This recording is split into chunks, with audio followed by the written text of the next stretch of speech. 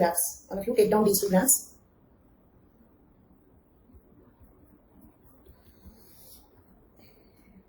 Okay.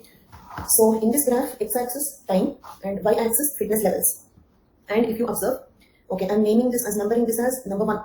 Stage 1, what happens? I hope you're all listening carefully. Stage 1, what happens is initial inefficient response to low oxygen level. Means the stage 1 is when we land at high altitude, isn't it?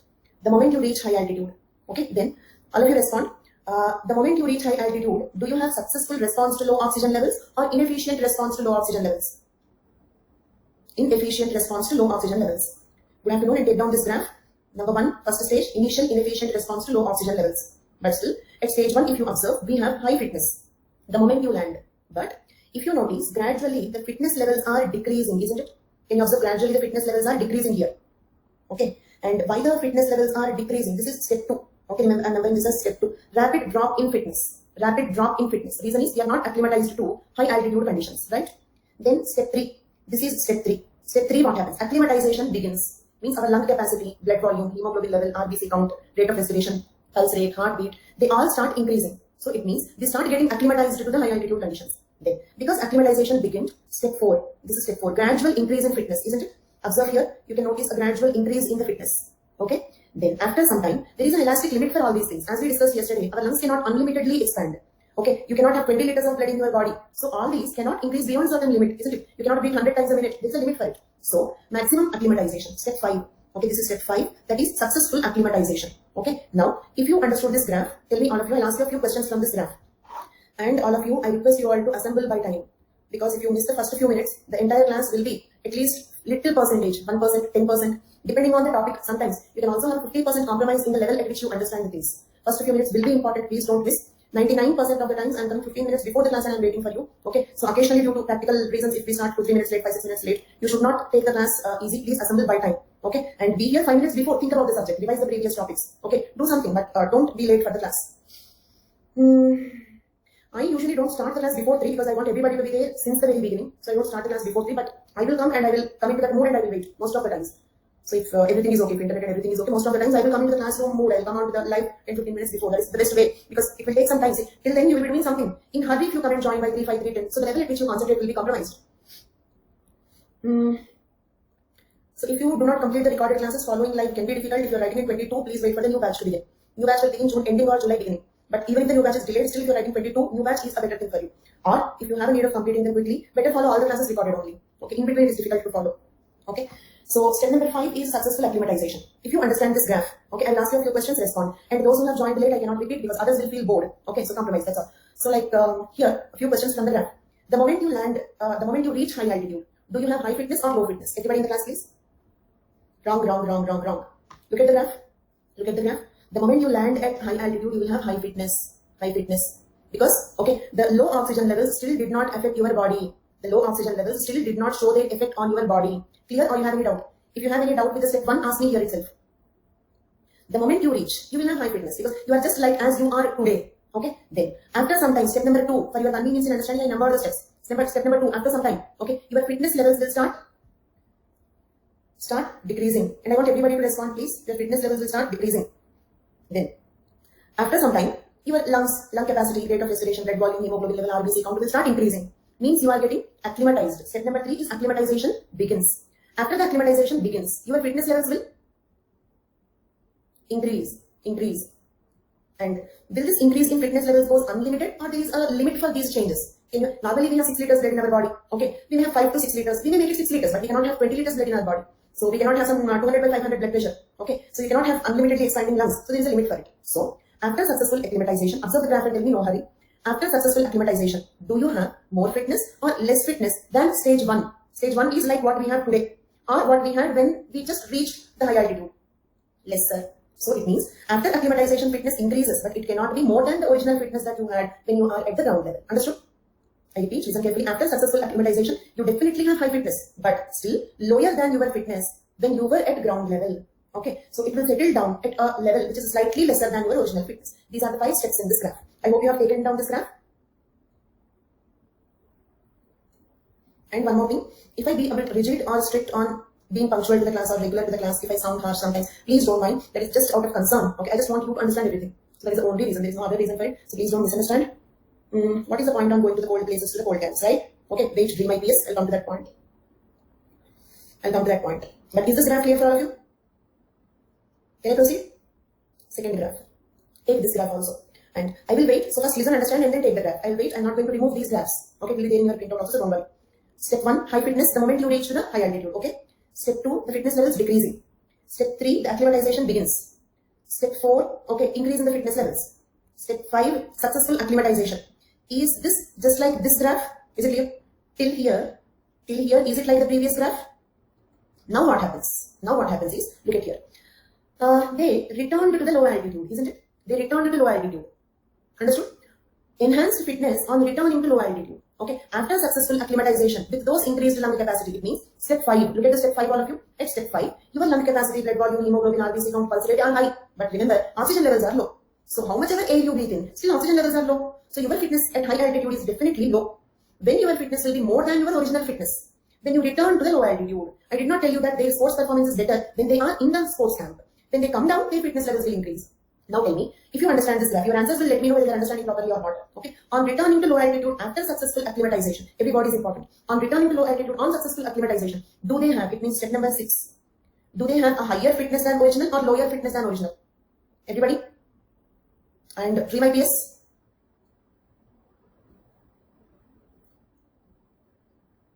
Okay. Then step 7. Original fitness after a few weeks. I told you that they will not have this higher fitness forever. There is a reason why they have to go to the sports camp just 6 months before the Olympics, or just 6 months before the sports, whatever it may be. Understood? So step 7 is normal fitness or your original fitness after a few weeks. If you observe, 1 is equal to 7. Agreed? 1 is equal to 7. Okay. So you went with your original fitness 1. Then fitness decreased. Then you started getting acclimatized. Then fitness started increasing. Stabilized at 1 point. Okay. Then step number 6. The moment you come down to the high altitude, you have higher than original fitness. Then after some time, you'll get back to original fitness. So this is what happens in this case, right? So this paragraph in the form of graph looks like this, right? 6 and 7 low altitude. 6 and 7 low altitude. Okay.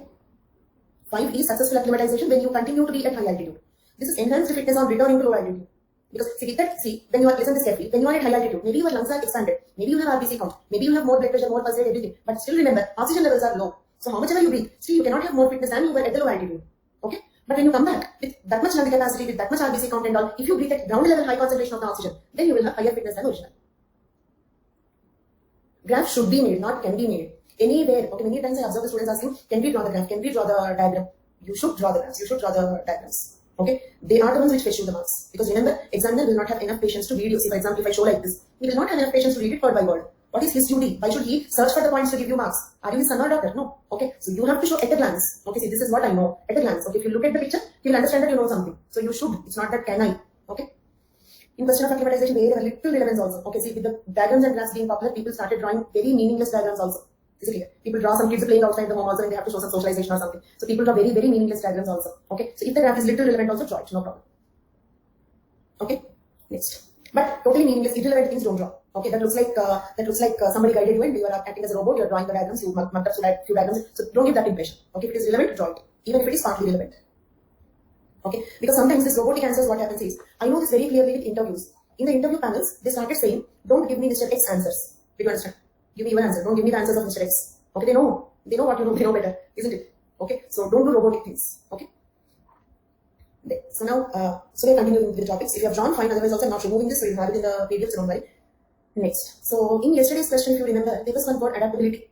So who are more adaptable? Okay, means who is most likely to have high altitude sickness? Okay, who is more likely to develop adaptation or acclimatization clearly? And one more thing.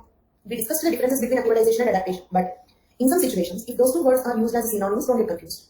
In many places, they are used as synonyms because they both basically mean adjustment to the ecological conditions. Okay, because they are same, we are differentiating them. Did you understand? If they're totally different, okay, why do we speak about the comparison at all? So if they are used synonymously, you don't get confused. Okay, there. So who is most likely to have high altitude sickness? Meanwhile, I may forget because even yesterday I forgot. Okay, so first I would just like to tell you one small thing. Today I took one special class at 11 AM. The topic was origin and new variants of SARS-CoV-2. So if some of you have attended that, well and good. Otherwise, please watch the recorded version. That is an important class. Okay. So today morning 11 AM I have taken one class on COVID-19 origin and new variants of SARS-CoV-2 and relevant to SMT, relevant to GS, relevant to prelims, relevant to our epidemiological anthropology. Okay, relevant to everything, very important. Okay. In fact, I was supposed to tell you yesterday, but you might have seen I almost never this announcements and all. I'm very bad in that. The moment 3 o'clock, I directly into the topic. Okay, so I forget remaining all things. Okay, it's a special class, not an academy. So as usual, I forgot. But because this is important for you, I wanted to inform. And tomorrow, okay, same time, 11 o'clock, tomorrow, 11 o'clock. This is actually a series, it will continue. The second topic is COVID-19 symptoms and diagnostics. There are many new diagnostic tests coming. Okay, so this is about that. And in the series, okay, usually mostly I take it 11 o'clock only. As you know, 11 o'clock is my favorite time. Okay, so probably 3 to 4 classes. Next I will discuss about vaccines, treatment, then technology usage in COVID-19, social impact on COVID-19, okay, and social impact of COVID-19. So like that, probably some 3-4 classes will be there in this series, every aspect, okay. So I guess the order will be first origin and variants we discussed it today, tomorrow on symptoms and diagnosis, less on symptoms, more on diagnosis, next drugs and vaccines, next technology usage. Technology usage means different things, like say for example nanotechnology, information technology, okay. So how different technology is robotics, how different technology is used in COVID-19 management, calculation of the prediction of the peak, okay. So in many such things, how technology, not only biotechnology, how technology used in COVID-19 management, and what is the social impact of COVID-19 management. So like this, all about COVID-19. It's a special class, not YouTube. In fact, I should have done it on YouTube, but it didn't strike to me. So yes, it is a special class. So tomorrow 11 o'clock, and before that, you try to attend today's 11 o'clock class, recorded version. Okay. Then yes, I should make a Telegram channel. But the point is just sharing a few feelings with you. I'm kind of in a retirement mood. It's not exactly retirement, in a mood of decreasing my work. So if I make a Telegram channel, then again I have to entertain the people something. People will expect me to keep something or the other. So if I just keep on announcing like this class, that class, then you'll get angry on me. You expect me to keep some content if I maintain a channel. So I'm kind of like, if not an academy, I would have retired too. I was just tired. Okay, could not stay in Delhi anymore. So probably I would have retired. Okay, so an academy extended my career because I can stay at home some 2-3 hours. I speak with you like this. So it's a kind of, I'm considering 50% retirement. So not so enthusiastic because I had my part of it. Okay, like lots of I started teaching when I was 22. Okay, so every day teaching classes, preparation. So I had enough of it. So kind of not having so much of enthusiasm to do a lot of work. Okay, gradual retirement. But if given an academy, I may not retire also. But okay, 2-3 hours chit chat with you, good enough. Because it's not that I have to rush to somewhere, like I have to take so much of things. So if it continues this way, I may not retire. So kind of 50%, I'll continue at this kind of 50% work rate for a longer duration. So that is one reason, because if I have a Telegram channel and if I don't give you any content in that, every day only announcements, you'll surely get angry on me and not understand it. So that is the reason I'm a little bit hesitating to do that. Okay. Yeah, offline retired. This is your first class I have seen. I will not retire from an academy. I'm thoroughly enjoying an academy. So I'm not actually promoting the slides they give, but whoever asks me, I'm speaking too good about them. Okay, means I'm not expecting what they expect me to do. I'm not doing what they expect me to do, but I'm doing more than like what they expect me to do. Thank you. Fine. Coming to this, who is most likely to have high altitude sickness? And with Pavneet sir also, I talk like this only. Too great, I'm thoroughly enjoying. So this is our destination. Then he also came into an academy. Attend his classes also, you'll enjoy. I hope they're already doing it. Even if I start a new topic now, it will be related to the previous classes only. So if you have time, wait for the new batch. If you don't have time, attend the recorded classes, you'll enjoy. Okay, starting from in between, you feel like leftover. Okay, so you cannot thoroughly enjoy the course. Pavneet sir, Pavneet, he takes IR, and he was also Vajiram faculty. Okay, so now coming to like this one, who is most likely to have high altitude sickness? Okay, yes, and after a few years, in his background, you can see only the books he wrote. He will write too many books also. He's like, like we discussed about Fraser. Like, did you remember the criticism on Fraser? He wrote so many books. Okay, but here, no criticism, but he writes so many books. Okay, so after some time in that book rack, you will find books of only him. Okay, coming to this. Who is most likely to have high altitude sickness? I think I told this heading 3-4 times, now I should continue, so don't distract me. The populations that are more successful are those whose ancestors have lived at high altitude for thousands of years. Okay, it means what? Those people who have the ancestry, it means if their ancestors lived at high altitude for thousands of years, then they can easily get acclimatized. This is nothing but adaptability. Okay, in yesterday's question, adaptation, acclimatization, adaptability. Who is more adaptable? Those people whose ancestors were settled at high altitude for a longer duration. It means for that adaptability concept, you can write this. For that adaptability concept, you can write this. So the populations that are more successful are those whose ancestors have lived at high altitudes for thousands of years. This is the case with some of the indigenous people living in Andes mountains of Peru and Bolivia, as well as the Tibetans and Nepalis. Remember the examples. The examples are important. Okay, Nepalis in Himalayan mountains. Clear? Are the examples clear? The ancestors of many people in each of these populations have lived about 30,000 feet for 2,700 years. Their ancestors have been living there for more than 2,700 years. Okay, so they have some genetic prerequisites to have a higher fitness at low oxygen levels, isn't it? Because if you observe, even after successful acclimatization, our fitness will decrease at high altitude, isn't it? What about step 4? Even after successful acclimatization, our fitness, okay, people who go from low altitude, they will have lesser fitness, okay, even after successful acclimatization. But the native highlanders may have this much fitness even at high altitude. Understood? So 4 is, this is our fitness, lowlanders fitness at high altitude. This is, okay, The Highlanders fitness at high altitude, native Highlanders fitness at high altitude. Why? Because they have some genetic prerequisites, okay, to stay comfortable at high altitude. Example, the indigenous people living in Andes mountains of Peru, Bolivia, Tibetans and Nepalis in Himalayan mountains, their ancestors have been living there since a few thousands of years, right? Clear till now? The primary solution for Indians from high mountain valleys in Peru and Bolivia has been to produce more hemoglobin in their blood and to increase their lung expansion capacity. Okay, if you observe these people, Andes mountains of Peru and Bolivia, what are they doing? Their hemoglobin levels are high, okay, and their lung expansion capabilities are more. Got it? I told you different populations will adapt by different mechanisms. So how these people are acclimatizing? By increasing lung capacity and hemoglobin level.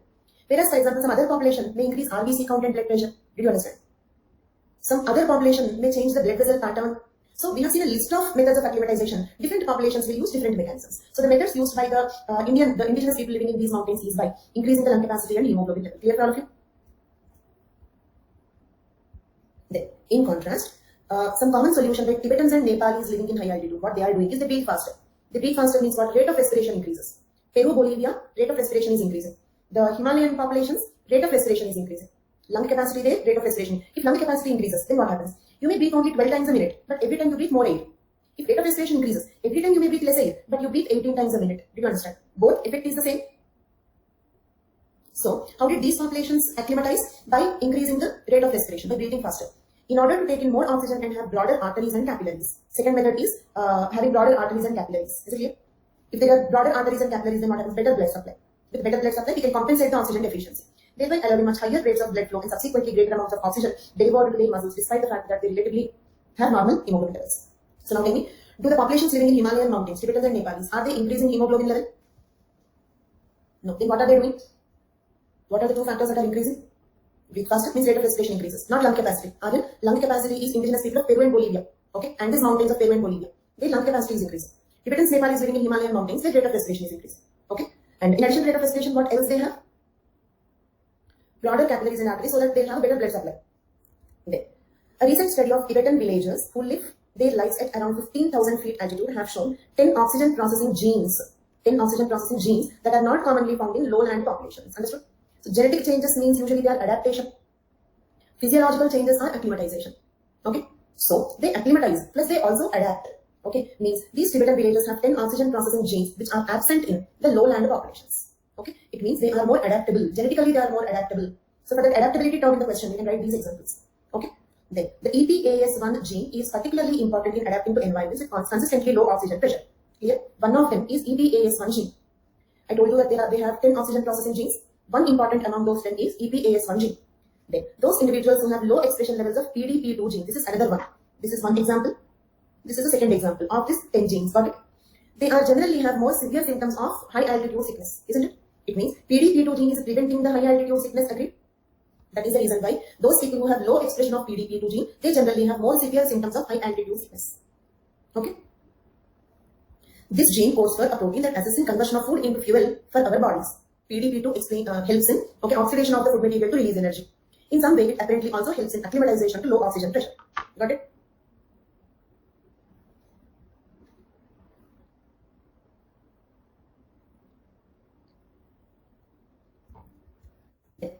Journal of Epidemiology and Community Health, researchers from Harvard School of Global Health reported that people generally live longer at high altitudes and have a low risk of dying from coronary artery disease. Important point. Yes, they have high PDP2 gene. Okay, I'll explain about PDP2 once again. They have 10 oxygen processing genes, right? One of them is EPAS1 gene. Another one is PDP2. PDP2 helps in successful acclimatization. Okay, means they are more adaptable. PDP2 helps in successful acclimatization. It will help in conversion of food into fuel for our bodies. Means what? It will help in oxidation of food material to release energy. Therefore, it will help in successful acclimatization. Highlanders have high expression of PDP2 gene. Lowlanders have low expression of PDP2 gene. Okay, so those people who have lower expression of PDP2 gene will get severe symptoms of high altitude sickness. Means they cannot successfully acclimatize. Okay, clear for all of you? Then another interesting point. Okay, so the Journal of Epidemiology and Community Health, Harvard School of Global Health reported that people who live in high altitude, they live longer. And in Unit 10, this we did not discuss Unit 10, okay, but as per the schedule, we should have completed it, okay, we still did not discuss it. So in Unit 10, there is a topic called biological and chronological longevity. Did you go through the syllabus? Biological and chronological longevity. Longevity means how long you live. So in that topic, we study about it. Means in future, we study about something called longevity hotspots. Longevity hotspots means what? Like biodiversity hotspots, longevity hotspots are the places where, okay, there are more number of centenarians, understood? More people who crossed their 100 years, or a relatively higher proportion of people in their 80s or 90s, or relatively lower proportion of the people who suffer from diseases, low morbidity, low mortality, high life expectancy. Such places are called longevity hotspots. We have 5 official longevity hotspots in the world. They all happens to be at high altitudes. Got my point? All of them happens to be at high altitudes. Right? What is the reason? And this Harvard School Journal is also saying, okay, that people who live at high altitude, they live longer. What is the reason? Do you remember in one class I said every time we breathe, we are moving closer to our death. But don't stop breathing, that is a single step death. Do you remember this? Is oxygen a life gas or a poisonous gas? It is a poisonous gas because, okay, I'll just repeat that point. See, if the oxygen oxidizes, listen to the statement carefully. If the oxygen oxidizes the food, we get energy. But if the oxygen oxidizes our body, we get old age symptoms, isn't it? Oxygen can oxidize. It will oxidize the food, it will oxidize our body also. If the oxygen can oxidize the proteins in our food, why can't it oxidize the protein in our muscle, collagen? So that is the reason why the older people, okay, will lose the muscle strength, isn't it? For example, if you pull the skin of the older people, it will remain like that, isn't it? Okay. So it means the oxygen is oxidizing our body as well. So we should not take excess oxygen. Excess oxygen is also harmful. Okay. So what could be the reason why these people live longer? Tell me what is the reason why high altitude people live longer and why all the 5 official longevity hotspots happen to be at high altitudes? Low oxygen levels means controlled rates of oxidation. Is it clear? Means their bodies will not get rapidly oxidized. Okay. Yes, of course. Anil Kumar, yes. Okay. Yes. Low oxygen levels, longevity will be more. That is an observation. Okay. So with that we completed cold climate, high altitude, isn't it? It can impact COVID deaths also. Okay. People who have better respiratory fitness, okay, like better lung capacity and all. It's the reason why the problem for smokers. Okay. And actually, I lost my father due to COVID. Probably one reason, because otherwise he was a very, very strong person. So like the only reason why it could become severe in his case was he was a smoker since very young age. Okay. So like already some percentage of his lungs were affected. So that could be the reason. Okay. So opposite is true. Those people who have better lung capacity can tolerate the stress due to the COVID-19. Okay. I don't have Telegram group at this moment. Then next. So cold climate response and high altitude response completed. Cold climate and high altitude response completed. Now let us see hot climate response. Okay. Then hot climate response also 2 points we have completed. What are those 2 points? Allen's rule, Bergman's rule, isn't it? Allen's rule, Bergman's rule are for hot climate response also. Okay. Then now let us continue. We do not grow dense fur coats, nor do we usually have thick layers of fat insulation like polar bears. Despite this reality, more people die from heat than cold in the United States every year. Okay. Then the effect of heat on our bodies varies with the relative humidity of the air. Here, one important point. See, in desert, the temperature will be very high, maybe 50 degrees centigrade. Okay. But did you notice at marine climate, okay, even 25 degrees centigrade will become very difficult to tolerate. People can, I mean to say 50 degrees centigrade at coastal area is impossible to tolerate. People will die instantaneously. Did you understand? Okay. So the temperatures at desert conditions are okay. 50 degrees centigrade at desert is okay. Reason is low humidity. In the deserts are hot and dry. Okay. Whereas the coastal areas, coastal or maritime or marine climate, so that is warm and humid. Okay. So in desert conditions, what happens is we sweat more. And when we sweat, quickly the sweat evaporates. When water evaporates, latent energy. Okay. So latent heat, latent energy. When water evaporates, some amount of energy will be wasted for the conversion of liquid to vapor, one stage to another stage. For that conversion, some amount of energy will be wasted. That amount of energy will be released. So because of that, we get a cooling effect. Isn't it? Because of that, we get a cooling effect. So in desert, we sweat, but when the air comes, we feel cool. So it is tolerable. But in the humid conditions also we sweat, but the sweat does not evaporate because the atmospheric air is already saturated. So it feels very, very sultry. Okay. So that is the reason why it is very uncomfortable, even at 25-30 degrees centigrade in coastal climate. Clear for all of you? So our response to heat depends on whether it is hot and dry climate or warm and humid climate. Clear? So the same thing is explained in this paragraph. Then, in dry, hot weather, humidity is low and the sweat evaporates readily. As a result, we usually feel reasonably comfortable in deserts at temperatures that are unbearable at tropical rainforests. The higher the desert temperatures, the more significant a cooling effect we get from the evaporation. Got it? But the drawback is rapid loss of water and salts from the body through sweat, isn't it? Advantage is cooling effect. Okay? Disadvantage is water loss. But it's okay because we can drink water, right? Drink as much as water possible. Along with water, we are also losing salts. So take salt water, take lemonade or take sports drinks. Okay, drink something like ORS. Okay, so that is how we can easily balance it. So this should not be a big problem. Clear? And drinking ORS, lemonade, this is all cultural adaptation, isn't it? Sports drinks, ORS, this is all that we understood through science and technology. Okay, so what our body is doing. Now let us see what are the physical adaptations to it or physical acclimatization to it. Okay, so it is common to lose a quarter or more of water through sweating each hour in harsh summer desert conditions. Commercial sports drinks are designed to help people in these situations. Or we can simply take salt water or lemonade. Most people have the ability to physiologically acclimatize to hot conditions over a period of days to weeks. Most of the people can easily acclimatize to hot climate. Clear? There. Now let us see, till now we have seen what we are doing through culture. Now let us see what our bodies are doing. When we go to high altitude, when we go to high temperature conditions, hot climate, then what our bodies are doing. Salt concentration in the sweat progressively decreases. Did you understand? Because see, for the evaporative cooling, sweating is important, but the sweating need not be salty, isn't it? More danger is when we lose salts. I'll tell you one simple example. Just to maintain sodium-potassium balance in our body, do you know our body spends 25% of its total energy? So the ion balance, salt balance is so important for us. Okay, so when our body spends 25% of its total energy just to maintain sodium-potassium ion balance. Very important. If the sodium ion balance, if it shifts its balance, people's brain will also get affected. Okay, they cannot think properly, they cannot understand, they may lose things, they cannot recognize their relatives, they talk meaninglessly. So many things will happen with this. Okay, so we should not lose salts, that is important. Lose water, no problem. Drink more. Obviously, we drink more water. Our body will ask us to drink more water. So that's not a problem.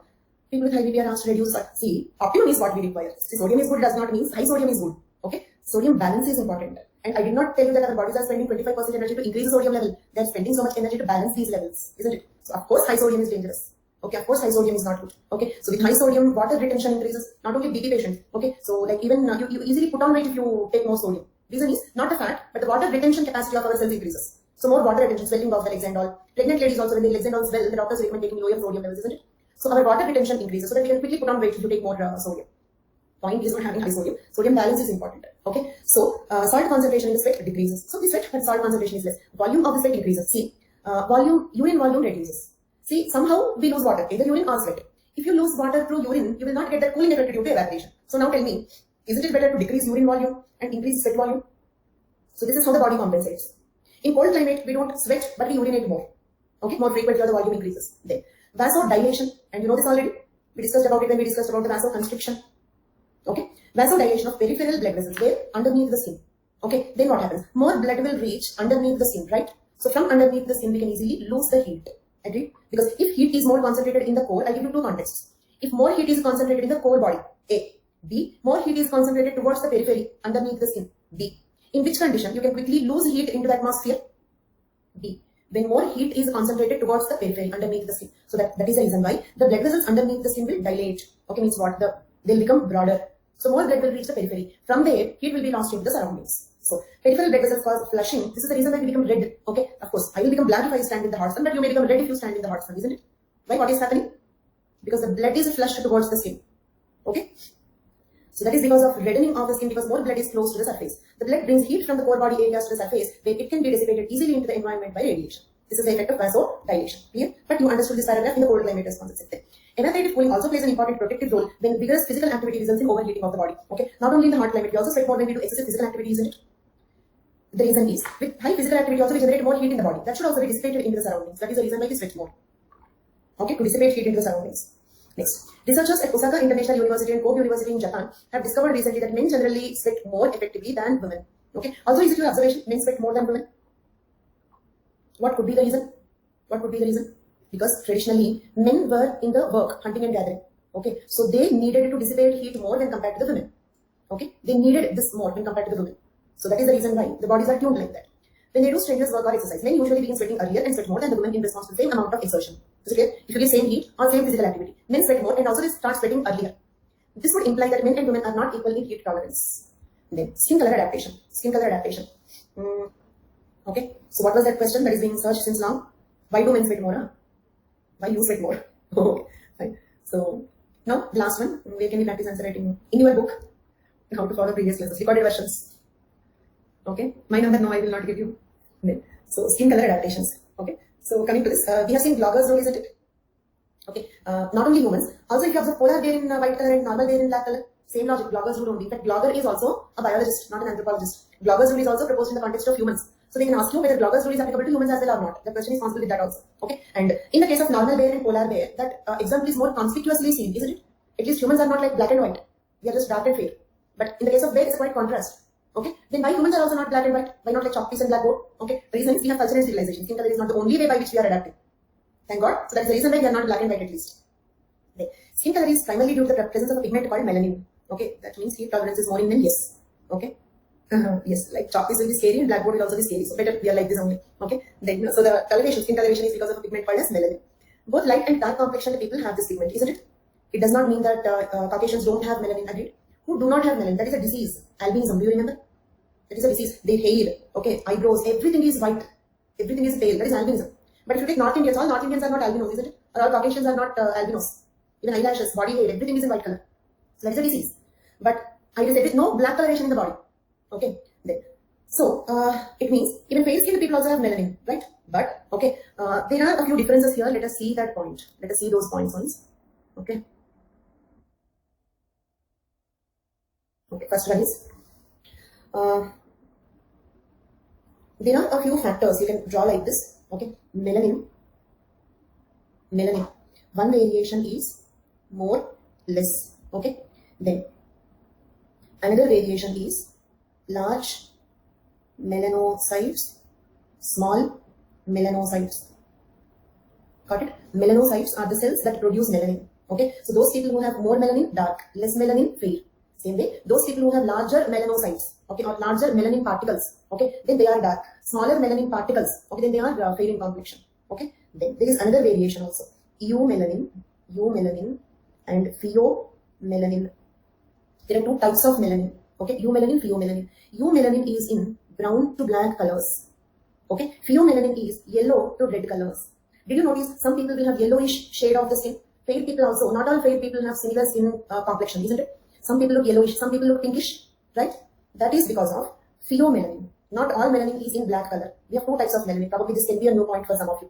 Okay, in general we think that melanin means black. No, melanin is two types. Eumelanin, brown, black. Okay, pheomelanin, yellow to red. So those people who have more pheomelanin, they have fair complexion with yellowish or pinkish skin shade. Those people who have more eumelanin, they look more brown or black. Okay, so these are the three aspects in which the melanin is differing. Okay, so yes, but in this context this is sufficient. Okay, we need not discuss all the types of the melanin. For this context this is sufficient. Okay, melanin is a pigment and it is produced by a gene. Melanin is a pigment but it is produced by a gene. Okay, then so now same flowchart in the form of sentences. Skin color is primarily due to the melanin. Both dark and light skin complexion people will produce melanin. Pheomelanin is red to yellow in color. Eumelanin, which is brown to black in color. This is one variation. Next one. People with light complexion skin mostly produce pheomelanin, while those with dark skin color mostly produce eumelanin. Then, in addition, individuals differ in number and size of the melanin particles. The lighter skin color is also affected by red cells and blood flowing close to the skin. Is it clear? So with this we completed about melanin. In addition to melanin, there are two more factors that affect skin color. In addition to melanin, there are few more factors that affect skin color. One is how much we spoke about vasodilation. Okay, and when they expose to the sun, they become red color. Okay, so that is because more blood is flowing towards the skin. So same way, if some people have more blood flow underneath the skin, then they will have a red color skin shade, and they also look little darker. Okay, and also there is another point. Okay, to a lesser extent, color is also affected by the presence of fat underneath the skin. Okay, did you notice people will become a little pale if they become fatty? Did you notice? With age, when you become fatty, you will also become a little pale. Okay, so that is because of this. If there is more fat deposition, okay, if there is more adipose tissue fat deposition, okay, underneath the skin, they look a little pale skinned. Next, there is another pigment called carotene. This is also yellow to orange shade. Okay, so orangish red pigment in the skin. This will also affect the. Yes, it is also found in carrots. So this will also affect the skin color. So what are factors affect skin color? Melanin, okay, more melanin or less melanin means more melanin particles or lesser melanin particles, large melanin particles or small melanin particles, or eumelanin or pheomelanin, or more RBCs, more blood circulation underneath the skin or less blood circulation, or more keratin underneath the skin or less keratin. Okay, then and hairs and nails, that is a keratin, KE. Okay, this is carotene. This is different. Carotene is different. Keratin protein is different. Keratin protein is found in hairs and nails, the dead tissue of the body. That is different. And one friend helped with the spelling also. Okay, so keratin is different. Carotene is different. Carotene is an orange pigment that is found in carrots. We also have it to some extent. It is the reason we become very if you eat carrots. Okay, then that's what people say, right? Good health, good food. Okay, then. So what are melanocytes? Cells that produce melanin pigment. Cyto is a word related to cells. Cytology, study of cells. So with respect to melanin, these are the three factors: number of melanin particles, size of melanin particles, type of melanin. Okay. Then in addition to melanin, fat underneath the skin, blood circulation underneath the skin, and presence of carotene pigment. Okay. So all these factors affect the skin. So therefore, skin color in humans is a polygenic inheritance, and it is affected more by the environment. And we have unlimited number of different shades of skin color, isn't it? No two humans are exactly the same skin complexion. Okay, could you relate those points with this now? Human skin complexion is a polygenic inheritance. Next. Hair color is also due to the presence of melanin, isn't it? That is the reason why Africans have jet black hair color, very black. Indians have brownish black, and in cold climate, Indians only, not India cold climate, they may have slightly lighter shade of the brown, isn't it? In Caucasus, you will find golden color hair. Okay, not only straightening the hair, that golden color in the hair is also westernization impact. Okay, so coloring the hair into blonde or golden shades, that is also westernization impact. Boys are also doing Anil Kumar. Then, next. So coming to this, And all colors, that is not westernization. All colors is not westernization, that is modernization. Okay. Then melanin is normally located in epidermis. Epidermis is the outer layer of the skin. Then it is produced at the base of the epidermis by specialized cells known as melanocytes. Okay. Where in our body the melanin will be produced. Melanin is produced at the base of the epidermis. Epidermis, epi means what? Top, first, the topmost layer of the skin. At the base of the epidermis, some cells called melanocytes produce melanin pigment. These cells have photosensitive receptors. This is important. It means, why do we tan when we stand in the hot sun? When we expose to the sun, why do we tan? Because these melanocytes, you can draw like this.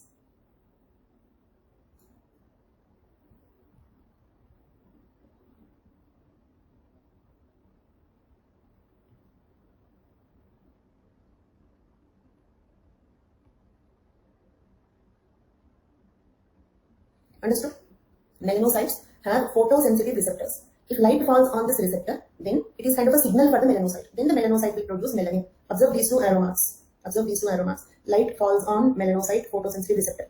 Then the melanocyte will produce melanin. Understood? This is the reason why we tan when we are exposed to the sun. And you can draw like this. Okay? So these cells have photosensitive receptors that detect UV radiation from the sun and other sources. In response, they produce melanin within a few hours of exposure. Nature has selected for people with darker skin in tropical latitudes, especially in non-forested regions. Melanin acts as a protective biological shield against UV radiations, isn't it? We discussed this earlier. Actually, why melanocytes produce melanin in response to the UV light?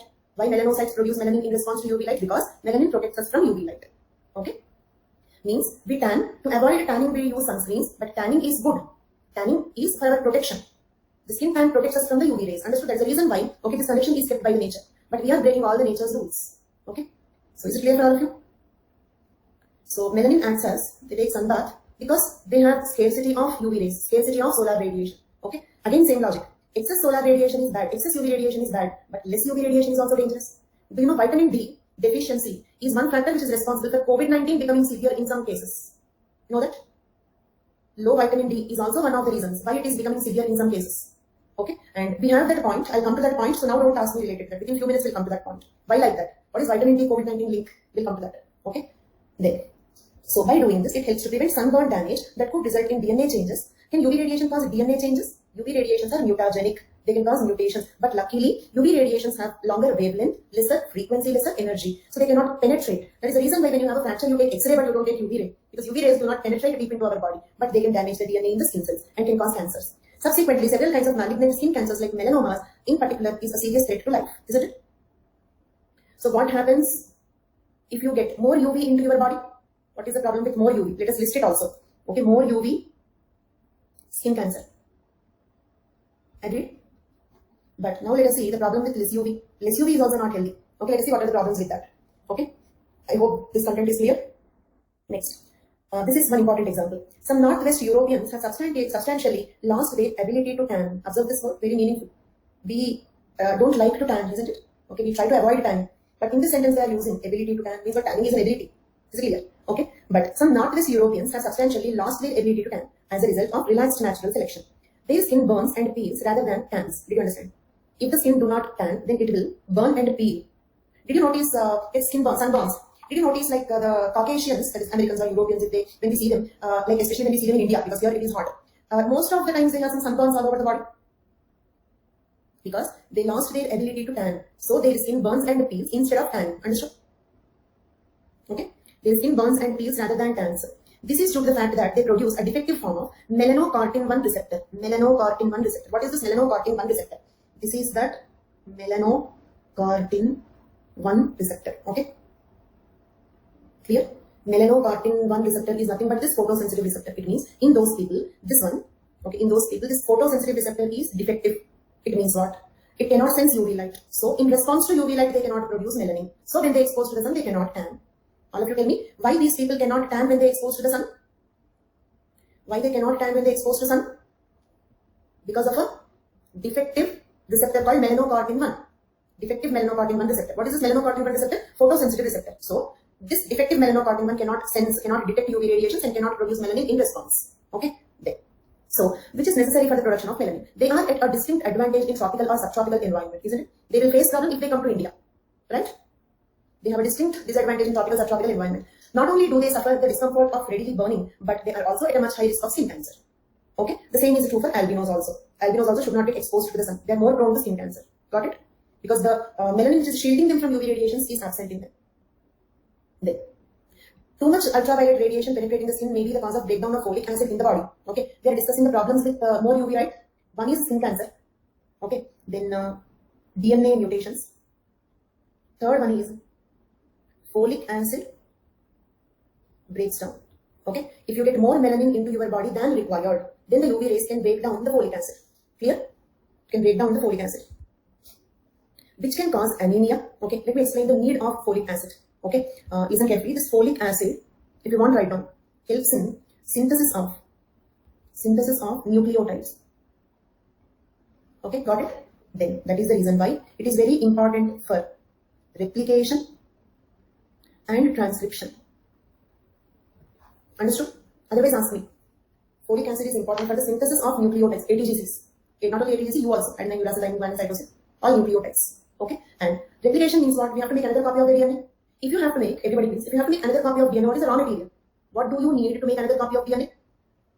Nucleotides. Nucleotides are the raw material, isn't it? Same way, transcription. What is transcription? DNA gets converted to RNA. Means we are forming a new RNA. Okay, so if you have to form a new RNA, what is the raw material? Nucleotides. So, if there is no folic acid, then there is no synthesis of nucleotides, then there is no replication, no transcription. So, there is no translation. Did you understand? Means there is less protein production, protein synthesis. All these things will get affected. Because do you remember replication, transcription, translation? Translation is RNA gets converted to proteins. If there is no RNA, there is proteins. Okay. Translation is the mRNA. mRNA gets converted to proteins. Okay. And when there is no mRNA or when there is no RNA, because I did not still tell you the types of RNAs, so I'm generalizing it as RNA. But if I have to specify, yes, it is mRNA. So all these things, and protein synthesis, if it gets affected, it will have impact on our hemoglobin levels. It will have impact on our insulin, everything. Agreed? Because all these are proteins. Insulin is a protein. Hemoglobin is a protein. Keratin in the hair is a protein. Okay. Casein in the milk is a protein. Collagen in the muscle is a protein. Muscle means don't imagine only biceps, triceps. Muscle means your heart is also having muscle, myocardia. Okay, so that is how. Okay, proteins are important for everything. Yes, of course, folic acid tablets will be given. Okay, when you have anemia. Okay, because folic acid deficiency causes anemia. What is folic acid deficiency anemia link? Do you know RBC's lifespan is just 120 days? After 120 days, new RBCs should be formed. So every time a new RBC is formed, RBC need DNA. Means for every 120 days, you need a lot of DNA and RNA for the new RBCs. So if there is folic acid deficiency, the RBC production will get affected, hemoglobin levels will get affected, and you will suffer from anemia. So when you have anemia, the doctors can prescribe you folic acid. Okay? Clear till now? So do you, and that is the reason why folic acid, okay, we also have folic acid deficiency can lead to sterility also, infertility in the males, lesser sperm count. Why? Because sperm cells to be formed. Every cell should be formed, you need DNA, RNA. Agreed? If a new cell to be formed, we need DNA, RNA. Every time the cell divide, the DNA will replicate. So low folic acid, okay, coming to this point, folic acid breakdown, multiple effects, anemia, okay, lesser sperm count, okay, birth defects in newborn, okay, then the pregnant lady will have folic acid deficiency, isn't it? That's the reason, and luckily, high folic acid is not very problematic. So in general, the doctors prescribe folic acid for all pregnant ladies, isn't it? You might have seen your cousins or some relatives taking folic acid tablets during pregnancy. Okay, because birth defects like neural tube defects, okay, neural tube defects, birth defects and all are common in the newborn if the pregnant ladies will have folic acid deficiency. So, and that folic acid deficiency can be due to more UV radiations. Understood? So I take a fresh slide for less UV. Okay, this slide is only for more UV. Okay. Fortified rice is also possible. Also lead to early, of course, you see in everything. Remember one point, folic acid is important for nucleotide synthesis. So there is just nothing, okay, there is just nothing that is not affected by the folic acid deficiency because DNA is everything, the genetic material is everything. Okay, so if old cells should die, if new cells should replace the old cells, we need folic acid. Okay, directly or indirectly it will affect everything. Very important. Okay, then birth defects point you want to be defect. If the pregnant lady is having, the folic acid deficiency, then the newborn baby will have birth defects, particularly neural tube defects, means brain defect. Because I still did not tell you what is neural tube. And one thing, if there are any pure biology students here, sometimes I will be using general words. Every time I will not use technical words because there can be a few technical words that are still not introduced to everybody. Okay, so the neurological defects or the nerve tube defects, because you know, like in our body, like during the growth, the first part of the body that completes development is the brain. Reason is, first of all, if the brain development is completed, then brain will signal the development of the remaining parts. Understood? Means our growth and development happens from head to toe. Okay? Our growth and development will happen from head to toe. First organ to develop is brain. So, most of the brain development happens during pregnancy only. So, if the pregnant lady is having folic acid deficiency, then the first problem, the first birth defect they get is in the brain. Neural tube defects. Clear? So, and why are we discussing about folic acid? Brain first. Heart is also first among the organs that are developed. Okay? So, actually, why are we discussing about folic acid? In what connection? Because more UV, folic acid breaks down. We are discussing the effects of more UV. So, because of this reason, So because of this reason, do you agree that we should not get more UV than required? So these are all the problems we get if people have fair skin complexion in hot climate. Agreed? This is what happens if the people have fair skin complexion in hot climate. Why? Because in hot climate there are more UV radiations, and if they have fair skin complexion, lesser melanin, then melanin is not shielding the entry of the UV rays. So more UV radiations will reach the body, and this is what happens here. So do you agree that what will Fair and Lovely do now? Actually, Fair and Lovely will not do anything. I've been using it since my 10th class, no effect. So forget it. Okay. So coming to this. Okay, those are all just for satisfaction, nothing more than that. So do you agree that people should not have fair skin complexion in the hot climate? So in the hot climate, fair skin complexion is not good. Okay. Now let us see opposite effect. Okay, means now let us see the problems with less UV. That is also problematic. Okay, the problems with less UV. Let us see that. Okay. Now, it would be harmful if melanin acted as a complete shield. Okay, when melanin will act as a complete shield, it means this is for, okay, if people have dark skin in cold climate. Did you understand? Less UV. When we will get less UV? Okay, when you have dark skin, but in cold climate, because in cold climate already UV radiations are less. On the top of it, if you have more melanin, that will not let the UV enter into your body, then it can lead to less UV. Understood? Okay. So this slide is what happens when people have fair skin in hot climate. This slide we are preparing for what happens if people have dark skin in cold climate. Point is, hot climate should have dark skin, cold climate should have fair skin, isn't it? Coming to this. Certain amount of shortwave UV radiations called UVB must penetrate the outer skin layer in order for our body to produce vitamin D. Okay, see, actually, all vitamins are essential nutrients, means we have to eat them in the food. Our body cannot synthesize vitamins. Let it be vitamin C, vitamin D, vitamin E, vitamin A, whatever it is. Our body cannot synthesize vitamins. All vitamins are essential nutrients, but to some extent, vitamin D can be synthesized by our skin. Is it clear? We can synthesize vitamin D, but that too not completely. It means some part of the vitamin D we have to eat. Some part of the vitamin D we can synthesize in our body. That is the reason why the people in cold climate take sunbath, and also that is the reason why people say that at least some early in the morning we should expose to the sun. Did you hear all these things?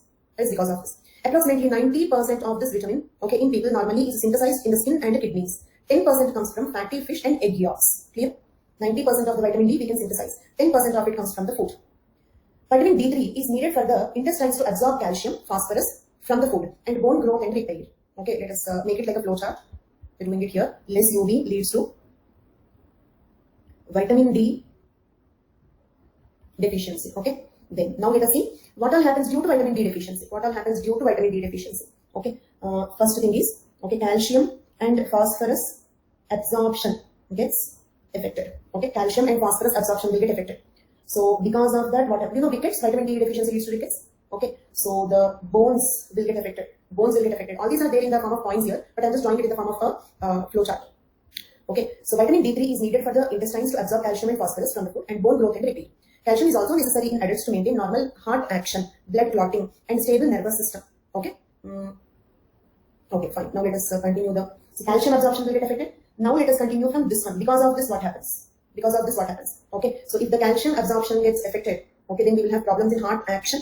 Okay, blood clotting, because blood clotting, heart beating require calcium. Not only that, calcium helps in muscle contraction. So literally any activity should happen in your body, you need calcium. If you have to smile, if you have to like cry, or if you have to move your hand, or if your heart should beat, okay, calcium helps in muscle contraction. So literally any activity you have to do, you need calcium. Okay, teeth, bones, okay, teeth and bones also. Okay, then calcium is also important for nervous system. So it means if the calcium deficiency comes, we will have issues in bones, teeth, okay, then heart problems, then brain or nervous system will get affected. These are all the problems we get due to this. Okay, so less UV leads to vitamin D deficiency. Vitamin D deficiency prevents calcium and phosphorus absorption. Because of that, we will get calcium and phosphorus deficiency. That leads to problems in bones, teeth, heart, brain, etc. Clear for you? So it means we should not have less UV. It means dark skin people should not be there in the cold climate. I hope you all follow. Next. Then new evidence suggests that vitamin D helps prevent wide range of cancers, including the colon and breast cancer. Okay, vitamin D, another important function of vitamin D is prevents colon and breast cancer. Clear? It prevents colon and breast cancer. Got it? Means if you get more UV, you will get skin cancer. If you get less UV, you will get colon and breast cancer. Double-sided sword, isn't it? Okay, we need to balance it. Okay, lesser UV radiations lead to colon and breast cancer. Not only that, I told you that I will take you the COVID-19 link also. Now let us see. Vitamin D plays an additional important role in promoting the production of cathelicidin. Look at this. Cathelicidin, which helps to defend our bodies against fungal, bacterial and viral infections. Do you understand? That's all. You only explained Ranga. Vitamin D deficiency, but we need vitamin D to absorb calcium. So vitamin D deficiency also leads to calcium deficiency. Vitamin D helps in calcium absorption. If you remember yesterday I told you, our nutrition is not only what we eat. Our nutrition is also what our body absorbs. Even if you take calcium sandwich every day, even if you take 1 liter milk every day, if you don't have vitamin D, your body will not absorb it. You need vitamin D for calcium absorption, so vitamin D deficiency leads to calcium deficiency also. Not only calcium, phosphorus also. Okay, understood? Vitamin D deficiency leads to calcium and phosphorus deficiency. Clear? Now coming to this, important. Vitamin D plays important role in promoting the production of cathelicidin. Cathelicidin is a substance which is antifungal, antibacterial, antiviral. So those people who have lesser vitamin D, those people who have vitamin D deficiency, they have lesser cathelicidin. Means their bodies cannot fight with COVID-19, black fungus, etc. Okay? Got the link? So the link is cathelicidin. What is cathelicidin? Which is antifungal, antibacterial, antiviral substance produced in our body naturally. Okay? There. So this is one reason why along with the COVID-19 treatment they are also prescribing vitamin D. Okay? But again, new things are coming out. Till now, they have been giving zinc tablets also, thinking that zinc will improve immune system. Zinc will improve immune system, no doubt. But zinc is acting as a nutrition for the fungi. Okay? They are eating zinc and growing. Did you understand? So maybe who knows, in future, this vitamin D tablets also, maybe they may say something more. Okay, new things are coming out. That was unexpected. So that is the reason. In fact, usually zinc is not very problematic. But in this context, one more thing, we also have a problem. It means, for example, doctors prescribe zinc. But how many days they ask us to take? Okay, 1 week, 2, 3 weeks. But taking tablets will give us some satisfaction. Okay, I have taken some tablets and I'm safe today. So because of that, we continue to take that. So that is bad once again. Okay, Zinco, that is what vitamin supplements should not be taken for a very long duration. Vitamin supplements should not be taken. Vitamin supplements should be taken, but they should not be taken for a very long duration. That is one mistake that we do. And from the medical field also, that was unexpected because usually fungal diseases are very, very rare. So fearing a fungal disease idea does not come until the context comes, isn't it? Okay. So coming to this, okay, prevent colon and breast cancer. Then again, one more thing, vitamin D deficiency. Okay, obstructs the production of cathelicidin. This leads to bacterial, fungal, viral infections. Understood? So, if you have less UV, you will get bone problems, sleep problems, heart problems, brain problems, colon and breast cancer, bacterial, fungal, viral infections. Clear? So, it means you should not get less UV than required. Means people of dark skin are not suitable for cold climate. Agreed? So, this is the reason for Glauber's rule. If the question is what is Glauber's rule, is it applicable to human populations, discuss something like that. 90% of the UV radiations comes from, 90% of the vitamin D we will get from that UV radiations. 10% we can compensate by eating egg yolks and fish. Then, right. People who live in, this is very important, listen carefully. People who live in far northern latitudes have fair skin complexion. But the Inuit people of American subarctic, means are they living in polar region? Near polar, not exactly polar region, near polar, very cold. Then, but not only, actually Inuit people, they are living in cold climate, near polar, American subarctic region, not Arctic, subarctic region. Okay, now, what skin color is ideal for them? What skin color is ideal for them? Fair skin complexion, right? Fair skin complexion. But this is an exception. They have moderately heavy skin pigmentation. It means they are actually dark skinned. Inuit people are expected to be fair skinned because they live in American subarctic, but actually they have a dark skin complexion. Despite the far north latitude at which they live. Then what is the reason? Okay, Glauber's rule says that this is human example for Glauber's rule. Imagine that question. Glauber's rule is applicable to human populations. Discuss it examples. Okay, this is a human example for this. Inuit people live in American subarctic, expected to have fair skin, but actually they have dark skin. But why do they have dark skin? Look at here. While this is a disadvantage for vitamin D production, they apparently make it by eating fish and sea mammal blubber that are high in vitamin D. Okay, because they are hunters of fish in Arctic Sea. Is it clear? Inuit people are the hunters of fish in Arctic Sea. So their food is fish, and also they eat sea mammal blubber. Okay, they are very high in vitamin D. This is how they compensate. Is it clear? Understood? Because as we have seen in this slide, okay, like the Inuit people, if they have dark skin in cold climate, isn't it? Inuit people have dark skin in cold climate. Inuit people have dark skin in cold climate. So they receive less UV. That leads to vitamin D deficiency, which is having so many effects, virtually every aspect of their body. So how do they compensate vitamin D deficiency? By eating more fish and sea mammal blubber that are rich in vitamin D production. It means, is it a cultural adaptation? Is it a cultural adaptation? Also, cold countries, how do they compensate? Fortified food. Did you observe vitamin D fortified milk and curd and all that? Fortified food. Okay. Cheese and all that. Okay. Oil. ADEK fortified oil. Because ADEK are fat soluble vitamins. You may get one doubt, why only milk and oil? Because they are fat soluble vitamins. So they can be fortified with oils and with dairy products. Butter, cheese, milk. Clear? Anything having fat. Do they possess dark skin complexion? Yes. Inuit people have dark skin complexion despite the fact that they live in far northern latitude. And coming to the reason, I still did not explain. Fortified means what? For example, iodized salt, vitamin A, D, E, added oil, probiotic curd, all these are fortified. Bonvita, Horlicks. It means we add something to the food, some nutrients. That is called fortified food. Okay. So can we proceed? So coming to this, Inuit people have dark skin complexion despite the fact that they live in American subarctic. So they will get vitamin D deficiency, but they compensate it by eating the food like that, fish and sea mammal blubber, etc. Clear till now? Now comes the question, why do they have dark skin at all? Okay, why do they have dark skin? Look at here. The Inuit people have been in the far north only about 5,000 years. Observe this point.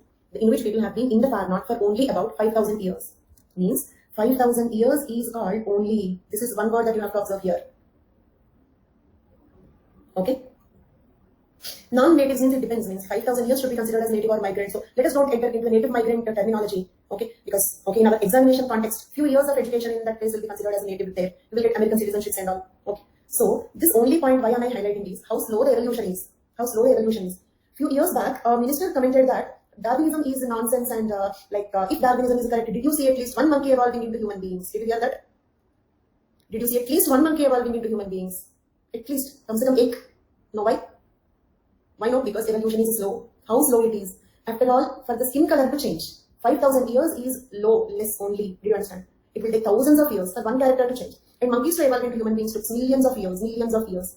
And luckily or unluckily, we don't live for millions of years, so we cannot get an opportunity of seeing the monkey evolving into humans. Okay? To understand the evolutionary time scale, I'm highlighting this word only. Got it? So why Inuit people have dark skin despite the fact that they live in American subarctic? Because they have been living there only since last 5,000 years. Okay, got it? This may not have been enough time for significantly lower the melanin production to have been selected for by the nature. Can we proceed? So is it an adaptation or acclimatization? Skin color change. Is it an adaptation or wonderful? Very good, very good. Not acclimatization. Dream IPS, stop dreaming. Adaptation. Next. So, in United States and other developed nations, milk is now usually fortified with vitamin D and A in order to prevent developmental problems such as those described above. This is cultural adaptation. Fortifying the food, eating fish, eating eggs. Okay. Say for example, presently we don't have, and why we are prescribing the vitamin D tablets? Because in the fear of COVID, we are not going out, so we are not sufficiently exposed to the sun. So that is one reason why we have vitamin D deficiency. Not only now. Okay. See, in the home AC, in the office AC. Okay. If we go to a shopping mall AC, if we travel AC. Okay. So it means where are we getting exposed to the sun? So vitamin D deficiency became something common for every human being these days. Is it clear? Okay. And I have very, very low vitamin D deficiency because I hate getting exposed to that. I don't like to be exposed to the sun. I have very low vitamin D. Okay. So that should not be the case. You don't do that at least. I'm doing a mistake, so you don't do that mistake. Should have little exposure to the sun. Then, so that is because of this lifestyle changes in the home office, travel, entertainment. Everything is in the closed rooms, in the air conditioners. Okay. Next, new research by Nina Jablonski and George Chaplin has led to the discovery that women generally produce 3 to 4% less melanin in their skin than men. Any logic? I should, but okay. So women generally produce 3 to 4%. Same logic as sweat logic, same. Okay. Then they suggested that this is probably due to the fact that women have higher calcium. There is another logic also. This is very interesting. Okay. Who require more calcium? Who require more calcium? Women. Okay. Because of childbirth, lactation, and all that. Okay. So calcium what helps in calcium absorption? Vitamin D. So who need more vitamin D? Men or women? Who need more vitamin D? Men or women? So women need more calcium. Women need more vitamin D. So if the women need more vitamin D, do they need light skin complexion or dark skin complexion? More melanin or less melanin? Less melanin. So listen carefully. Less melanin, more UV, more vitamin D, more calcium. That is the reason why women usually have less melanin, 3 to 4% less melanin. Less melanin. Okay. So less melanin, more UV, more calcium, which is required for the women. Okay. Understood both the logics? Then skin color distribution, Constantin Wilhelm Lambert Glogger is the complete name of this person. Okay. And he proposed that 19th century Mains+NET Glogger. Okay. 19th century German zoologist. In 1833 he observed that heavily pigmented animals are found mostly in the hot climates where there is intense sunshine. Conversely, those in cold climates closer to the poles have light pigmentation. That's all. This is Glogger's rule. Reasons we have studied extensively. Clear for all of you? Is Glogger's rule and its reasons clear? Then check whether we completed 9.7 or not. And also with this we completed unit 9. Okay. And unit 9. There are around 60 questions, okay, from around 6 years. Okay, means, okay, understand the importance of this unit. Okay, around 6 to 7 years previous papers if you take, around 60 questions are there. Whereas, you have only 6 questions in unit 3, unit 4, unit 7, like that. Means it is 10 times more contributive than unit 3, unit 4. Okay, so it means not all units are equally important. Why we have spent more time in unit 10? Okay, because it is 10 times more important. Read it once you'll understand. I have to go back to many slides back. Why Tibet Peru people have different not different lung capacity, they have more lung capacity because they live in high altitude and these mountains. So high altitude, low oxygen, so they need more lung capacity. Is it clear, Ramnaran? So let us check whether we have completed 9.7. Concepts and methods of ecological anthropology, biocultural adaptations. We will discuss biological and cultural adaptations both. And some of them are genetic, some of them are non-genetic. And some of them are physiological responses like respiration, blood circulation and all. Breathe more is Tibetans and Nepalis. More lung capacity is in Peru, Bolivia. Okay. Then, so 2 different adaptations for 2 different populations. Then environmental stress to hot desert, cold and high altitude climate. Did we cover 9.7? Then previous questions. Do Allen's rule, Bergman's rule hold for human populations? Explain with examples. Did we cover this question? Confident, can you write this?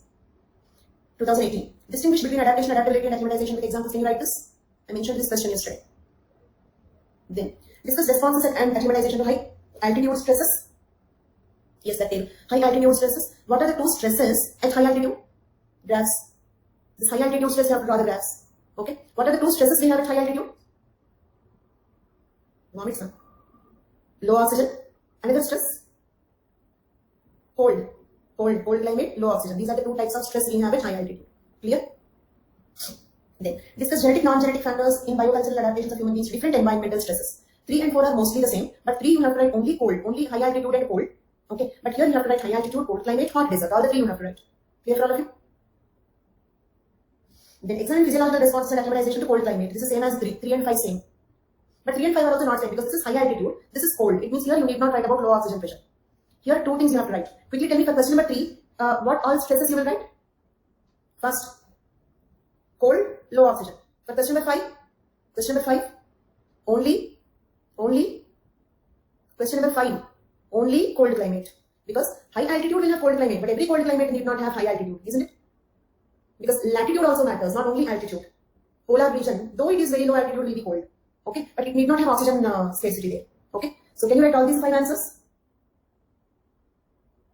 If you observe 35 marks only from ecological anthropology in 2018, understand the importance. Then ecological anthropology. Ecological anthropology means you have to write about all the 3: high altitude, cold climate, hot desert. Then what are the stresses at high altitude? Tell me quickly, what are the stresses at high altitude? Low oxygen, cold. How do better cardiorespiratory functions help the native highlanders in combating low environmental pressure? You have to write about that lung capacity, rate of respiration, pulse rate. Because see, cardiorespiratory, isn't it? Cardio means you have to write about blood pressure, hemoglobin, RBC count, pulse rate, all that. Respiratory means you have to write about lung capacity, rate of respiration. Okay, all that. Examples, lung capacity examples, Peru, Bolivia. Okay, rate of respiration examples, Tibetans, Nepalis, along with examples. Okay, can you write the question 7? And is the notes including all the previous questions? Then elaborate on major human adaptations to heat and cold. Heat and cold means you need not write high altitude. Heat, cold, those 2. Give comparative account of variations in hemoglobin levels and respiratory functions among populations living under different environmental stress. Okay, same thing. 7 and 9 same. Native highlanders are well adapted to high altitude environment to discuss. Do you remember that 10 oxygen processing genes? Then they live longer. All those points you have to write. The graphs also. You can draw graphs also. Okay, 30 marks because it's a question from 2011. After 2013, the paper pattern changed. Okay, so the types of questions are only 10, 15, 20. That's all. You will not get 12 marks, 30 marks questions. So with this we completed 9.7. And don't miss these 2 classes. Today's 11 a.m. class, complete the recorded version and also attend tomorrow's 11 a.m. class. Questions tab. Fraser said magic. And one more thing. Okay, revise theories. We are starting theories tomorrow. Okay, we are starting theories tomorrow. So revise the 6 theories that are completed. First I will ask you the questions from the completed theories. Then only I will proceed into the next theories. Okay, so all of you should revise and come. And be sharply by 3 o'clock here. Don't miss the first few minutes. Okay, 2:15. Okay. And when I stress so much, that day if I become late, it will be very odd, but don't count that. Okay, because if I have any practical thing that is unavoidable, but it will not happen.